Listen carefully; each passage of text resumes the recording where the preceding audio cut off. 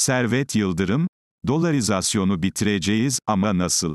Merkez Bankası Başkanı Şahap Kavcıoğlu'nun geçen haftaki enflasyon raporu sunumundan medyada öne çıkan başlık, dolarizasyonu bitireceğiz, sözleri oldu.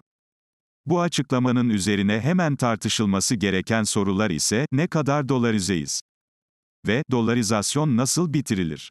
Olmalı. Ne kadar dolarizeyiz? Dolarizasyon halkın alışveriş yaparken, tasarruf ederken ya da bir sözleşme imzalarken Türk lirası yerine yabancı para kullanmasıdır.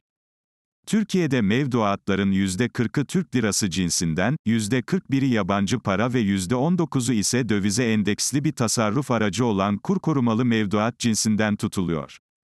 Her ne kadar ekonomi yönetimi KKM'nin bir TL mevduat olduğunu ısrarla vurgulasa da bana ve birçok ekonomist göre KKM dövize endeksli bir enstrümandır ve dolarizasyonun bir unsurudur.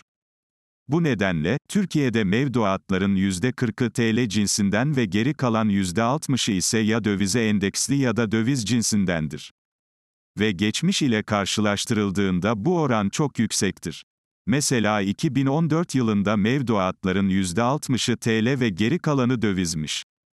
Dolayısıyla Türkiye'de bir gerçekleşmekte olduğu belirtilen liralaşmayı son dönemde dahil olmak üzere görmek mümkün değildir. Aksine yıllar itibariyle yüksek oranda dolarizasyonun hüküm sürdüğü bir ekonomi haline gelmişiz. Türkiye'de yabancı para vadeli ve vadesiz mevduatların geniş para arzı M2 içindeki payı da dolarizasyonun geldiği boyutu gösteriyor. Kısacası, ne kadar dolarizeyiz? Sorusunun yanıtı, oldukça dolarizeyizdir. Dolarizasyon nasıl bitirilir? Venezuela Devlet Başkanı Maduro'nun daha önceki yazılarımda da kullandığım bir sözüdür. Diyor ki, dolarizasyon o kadar da kötü bir şey değil. İtiraf ediyorum, bunu söylemek bir günah ve ben de bir günahkarım.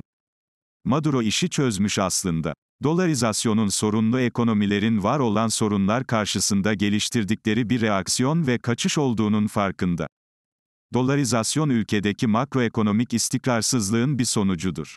Bu sorunlara çözüm getirmeden sermaye kontrolleri ya da bazı metazori yönetmelerle dolarizasyon ile baş etmek mümkün değildir. Kalkışıldığında ise ikili piyasalar oluşur, kara borsalar doğar. Dolarizasyonu bitirmenin tek yolu vardır, o da milli paraya itibar ve cazibe kazandırmaktır. Bu da makroekonomik istikrar, güçlü bir kurumsal yapı ve güvenin tesis edilmesi ile mümkündür.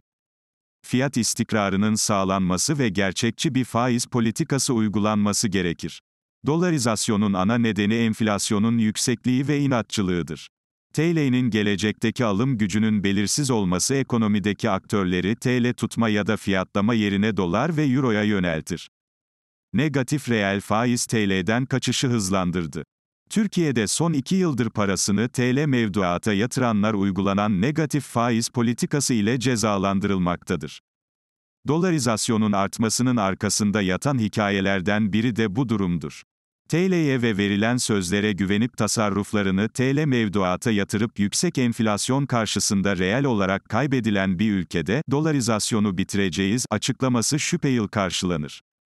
Merkez Bankası'nın öngörülerinin gerçekleşmediği, hedeflerin anlamını yitirdiği bir ortamda liralaşma yani, ters dolarizasyon, olmaz. Merkez Bankası'nın bizzat kendisinin geçmişte defalarca vurguladığı gibi, fiyat istikrarı odaklı sıkı para politikasının sürdürülmesi başta enflasyon beklentileri ve döviz kuru beklentileri olmak üzere yabancı para mevduat tercihini etkileyen tüm unsurlar açısından kritik öneme sahiptir. Ters dolarizasyon eğiliminin devam etmesi için sağlam para ve maliye politikalarının uygulanması ve bu politikalara duyulan güvenin artması gereklidir. Uzun sözün kısası, seçimden sonra göreve gelecek yeni yönetimin bir önceliği de liraya istikrar ve itibar kazandırmak olmalıdır.